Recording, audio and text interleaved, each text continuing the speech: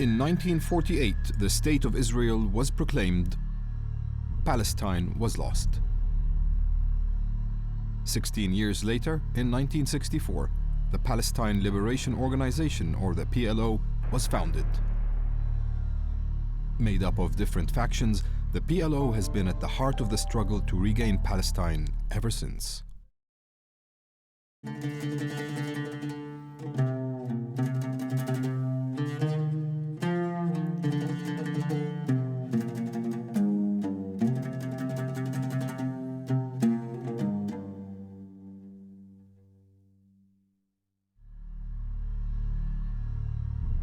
By the end of the 60s, the Palestinians had become masters of their own destiny.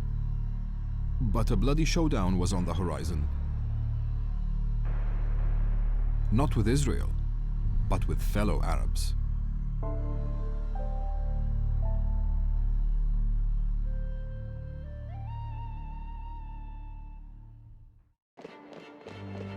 The Palestinian commando movement emerged as a force to be reckoned with in the region following the defeat of the Arab states in the 1967 war.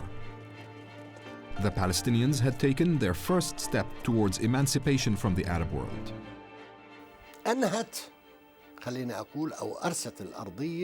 All of these factors dealt a knockout blow to the Arab custodianship of the Palestinians and their cause, and thus Palestinians became the masters of their destiny. The Palestinians took full advantage of the state of chaos suffered by the defeated Arab regimes. Palestinian guerrilla factions, the most prominent of which was Fatah, consolidated their grip on the refugee camps in the Arab world. Hundreds of fresh recruits enrolled to join these factions. The image of young fidaiyin, or freedom fighters, clad in the traditional Palestinian headscarf, became an icon of resistance.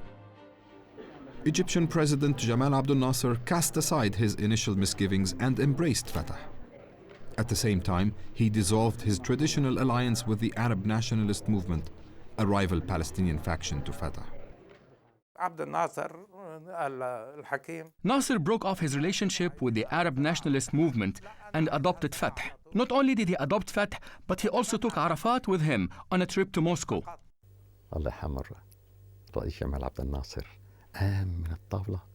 I walked in and Nasser met me across the room. And lo and behold, the Soviet Troika got up, walked towards me and greeted me. The next day, they launched an official dialogue with me. Other Arab regimes also vied for influence among the Palestinians as a way to gain leverage on the regional scene. Both Iraq and Syria encouraged the establishment of new Palestinian guerrilla factions allied to them. A declassified CIA document found that Fatah's independence had influenced Syria's decision to set up a Palestinian faction whose allegiance lay firmly with Damascus. The Syrian government, unable to subvert Fatah for use as a political weapon, recently organized a group known as the Vanguard of the People's Liberation War. But not all Arab states held the Palestinians in such high esteem. King Hussein was still reeling from the loss of the West Bank in 1967. Israel's occupation of the West Bank effectively meant the loss of half the country. Imagine a person suddenly having to walk on one leg. That's why the 1967 war was such an earthquake for Jordan. In Jordan, armed Palestinians strolled through the streets, enjoying freedom of movement and launching operations from Jordanian territory against Israel. Jordan began to view these attacks with increasing alarm. Nasser was assisting the Palestinians in training and arms, but he ensured that no operations were launched from Egyptian territory without stringent Egyptian control and coordination. Fatah and other Palestinian factions acted with much greater freedom within the weaker state of Jordan. In 1969, Palestinian commandos shot down a Lebanese army helicopter during clashes with the Lebanese state. An Egyptian brokered agreement known as the Cairo Accord put an end to the clashes. But the accord effectively legitimized the presence of armed Palestinian factions on Lebanese soil, something which was to have serious consequences for stability in Lebanon in the years to come. Besides creating waves in Arab regimes, the Palestinian factions also revolutionized their own society. In 1969, Fatah leader Yasser Arafat was elected chairman of the PLO. The election marked a new era, The guerrillas were in the ascendant, overthrowing the traditional hold of more established Palestinian families. Such was the impact of the PLO and the Fidaiyin that Arafat's image had made the cover of Time magazine. But it was in Jordan, the base for most of the Palestinian factions, where the Fidaiyin's growing assertiveness caused most problems. They had set up a state within a state in Jordan, and the actions they planned and carried out soon began to rock the region. Armed gunmen roamed the streets of the capital Amman and Jordan's other main cities like Irbid and Zarqa. Palestinian guerrillas no longer restricted themselves to bases in the more inaccessible parts of the country. Complaints about Palestinian excesses quickly mounted. Between 1967 and 1971, there were more than 30,000 cases of lawlessness, from the throwing of hand grenades to premeditated murder. There were even attacks against His Majesty the King. All of this was tolerated with tremendous patience by His Majesty, because I think he felt a certain responsibility for the events of 1967. To his dying days, he felt it, especially the loss of Jerusalem. King Hussein may have felt for the loss of Jerusalem and the West Bank in 1967, but his patience with the Palestinians was beginning to wear thin. For their part, Palestinian figures to this day contend that dark forces were at play, determined to bring about a showdown.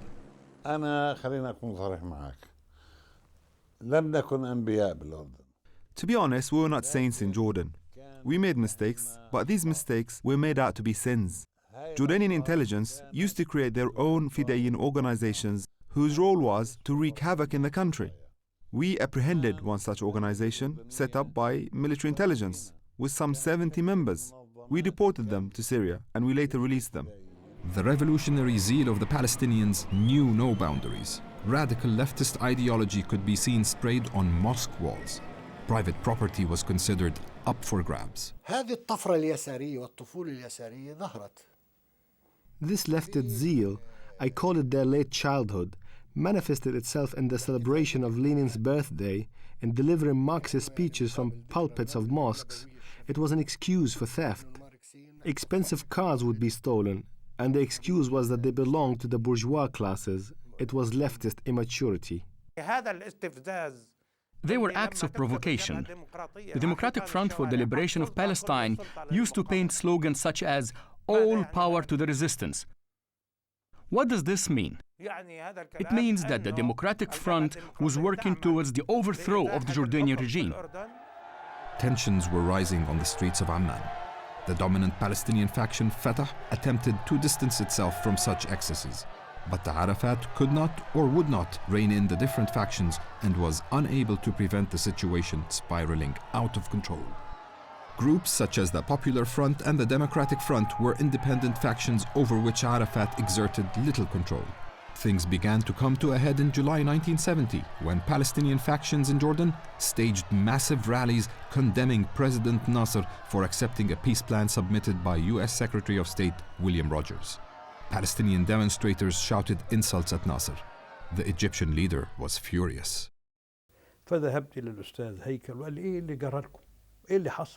Nasser's aide Haikal said, "What are you doing? The president is upset. You are swearing at us and using the radio station we provided you with in Egypt to do it."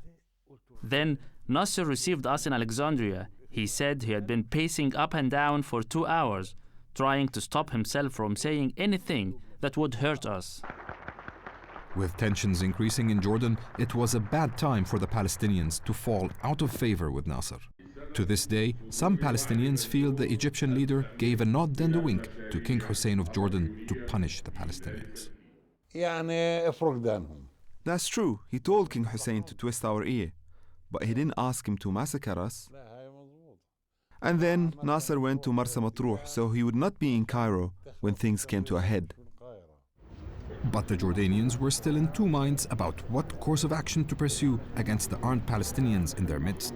Prime Minister Wasfi Attal recommended a more conciliatory approach.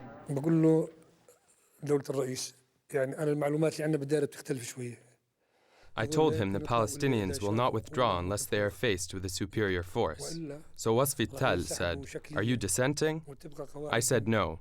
This is our recommendation based on the intelligence available to us. His Majesty then intervened and adopted my recommendation. On September 6, 1970, the Popular Front for the Liberation of Palestine, or PFLP, forced the Jordanians' hand.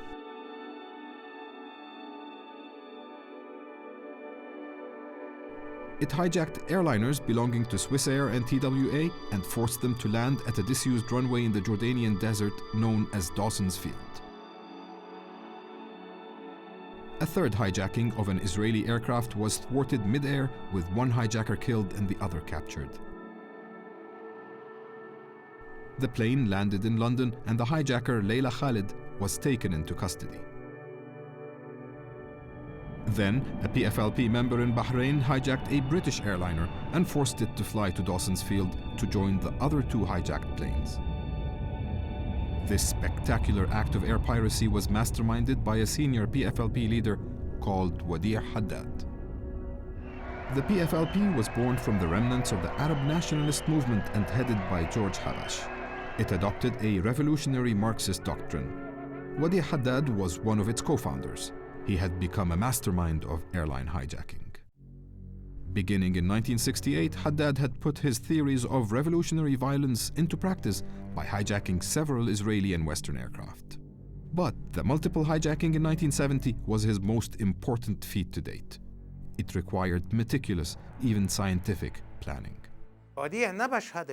During the planning stages, Wadi' had sent engineers and surveyors to Dawson's Field. They had returned with the recommendation that the runway could handle modern jets. وديع حداد حسيته حتى لما كان يحكي بنبرة حادة جدا. Wadi' Haddad spoke in sharp tone. He was obviously the man in charge.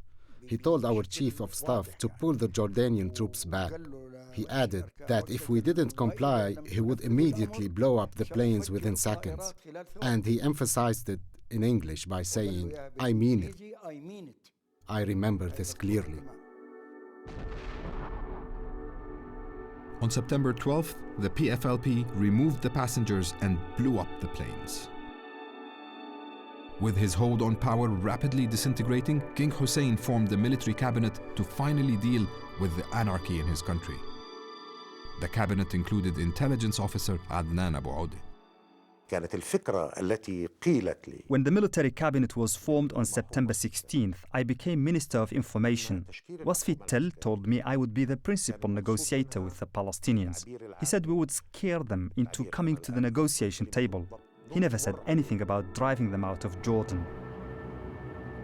Prime Minister Wasfi Tell's conciliatory approach did not win the day. The Jordanian army had other plans and deployed in full force onto the streets of Amman and Jordan's other cities. Vicious street battles soon erupted between army troops and Palestinian guerrillas. Fighting for their lives, the Fidayeen put up a stiff resistance in the face of a Jordanian army bent on exacting revenge for all the humiliations it had endured at the hands of the guerrillas. Casualties mounted, with the Palestinians estimating that around 4,000 people were killed, most of them civilians. Civilians bear the brunt of urban warfare. We estimate that we lost around 950 fighters in Black September. And as for the civilians, Arafat exaggerates and says around 10,000 died. But the real figure is around 4,000 to 5,000 civilians killed. In the region, Arab anger mounted at what was perceived as an attempt at liquidating the Palestinian liberation movement. Promises of military assistance to the Palestinians from Iraqi forces stationed in Jordan failed to materialize. The Iraqi forces stationed in Jordan were not there to assist the Palestinians. Their duty was to aid the defense of Jordan against Israel. They didn't let the Palestinians down. While Iraq kept its forces out of the fighting, the rival Ba'athist government in Damascus sought to intervene. Syria mobilized its armed forces and sent them into Jordan to support the PLO fighters. However, Syrian Defense Minister Hafez al-Assad refused to provide air cover to the advancing Syrian armor. King Hussein contemplated the unsavory option of requesting Israeli air support in a bid to beat back the Syrian advance. First, the Israelis agreed to mobilize their forces to get the Syrians' attention. And that's all they did, actually. but they were ready to use their Air Force if requested. We managed to get the message back to them that the king doesn't want you to go in on the ground, and we don't want you to, but mobilization's fine. Don't do anything until we say to. That is, get ready to act if necessary, but don't do anything.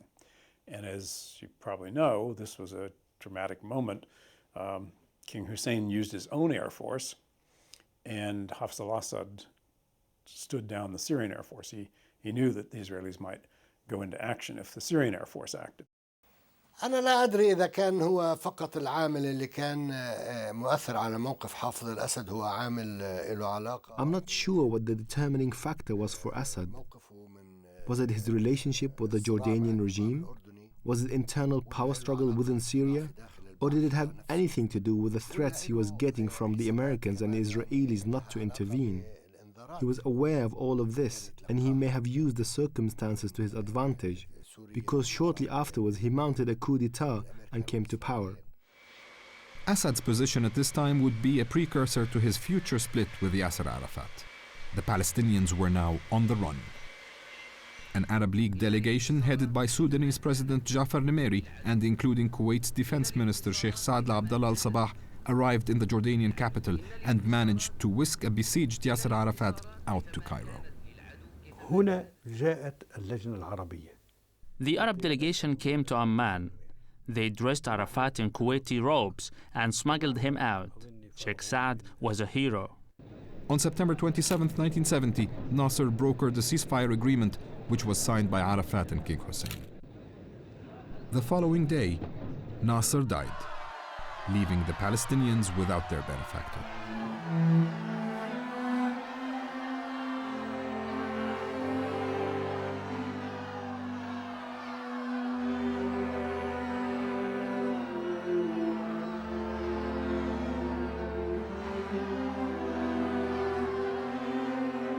Arafat and Hussein signed a further agreement regulating the presence of Palestinian fighters in Jordan. But some Palestinians refused to accept the deal. The agreement collapsed, and in July 1971, King Hussein continued his attack. The Jordanian army overran the remaining PLO bases and positions, forcing the Palestinians to capitulate. Some Palestinian fighters chose to give themselves up to Israeli forces across the River Jordan rather than surrender to what they viewed as a grim fate at the hands of the Jordanians. Henceforth, the Palestinians would term the events that led to their expulsion from Jordan as Black September. The PLO had held sway over large areas of Jordan. Now it was transformed into a broken movement in search of a sanctuary. One of Fatah's leaders, Salah Khalaf, otherwise known as Abu Iyad, was determined that the PLO remain a force to be reckoned with despite the defeat in Jordan. فقال أنتم أمام مهمة صعبة للغاية. Abu Iyad gathered a group of us and said, "You have to prove to the world that the revolution has survived. We must show the world the long arm of the revolution." Abu Iyad announced the birth of a new group, which came to be known as the Black September Organization, taking its name from the conflict with Jordan. In November 1971, at an Arab Defense Ministers' Council in Cairo, Black September struck its first blow. The target was this man, Jordanian Prime Minister Wasfi al-Tal, whom Palestinians accused of responsibility for their expulsion from Jordan.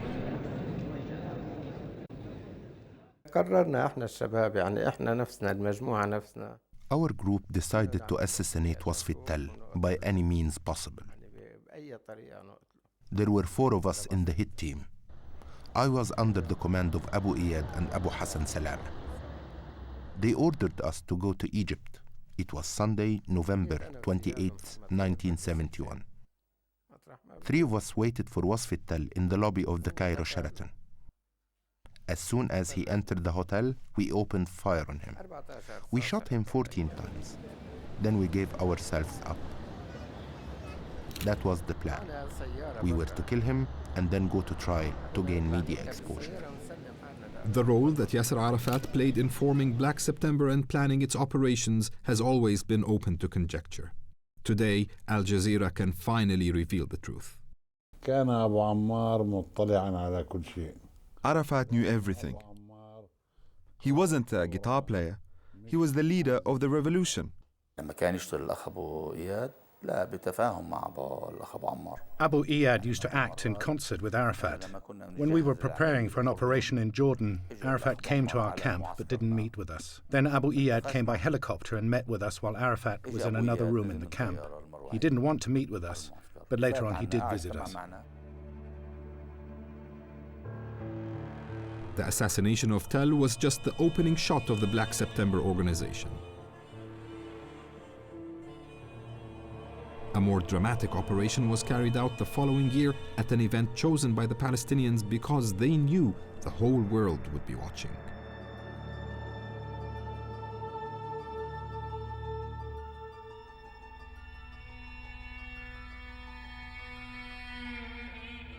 At the 1972 Munich Olympics, Black September operatives infiltrated the Olympic Village, killing 2 Israeli athletes and seizing another 11 as hostages.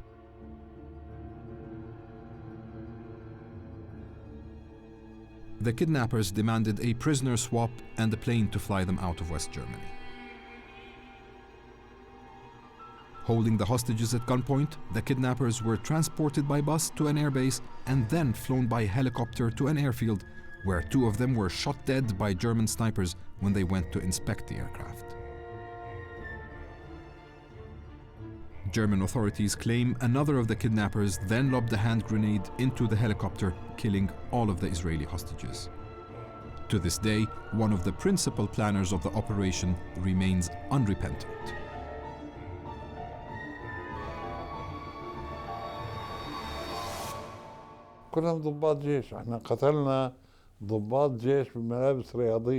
The hostages were all army officers. We killed only army officers who were dressed in sports tracksuits. The Israelis kill unarmed civilians. We did not murder children or unarmed civilians, but 2 months before Munich, the Israelis bombed a school, killing children. So the world must have a more balanced outlook. Further acts of violence ensued, grabbing the world headlines.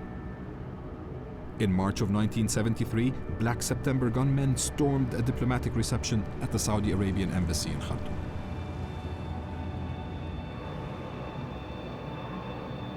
A siege ensued, which ended when the gunmen executed the American ambassador to Sudan, his deputy, and the Belgian chargé d'affaires. A declassified US State Department cable stated the operation was carried out with the full knowledge and authority of Yasser Arafat. The report also stated, "One of the primary goals of the operation was to strike at the United States because of its efforts to achieve a Middle East peace settlement, which many Arabs believe would be inimical to Palestinian interests." By the end of 1973, the PLO leaders had decided that the Black September organization had outlived its usefulness. In the aftermath of the October 1973 war, a new political climate had emerged. Yasser Arafat now recognized that there was a limit to what military action could achieve, and that the Palestinians must present an acceptable political program to the world if their liberation movement was to achieve its goals. Defeat in Jordan and a series of headline-grabbing acts of violence had ensured the survival of the Palestinian revolution, but damaged it in the eyes of the world. Arafat decided that from now on, the gun would only support but not supplant his political agenda.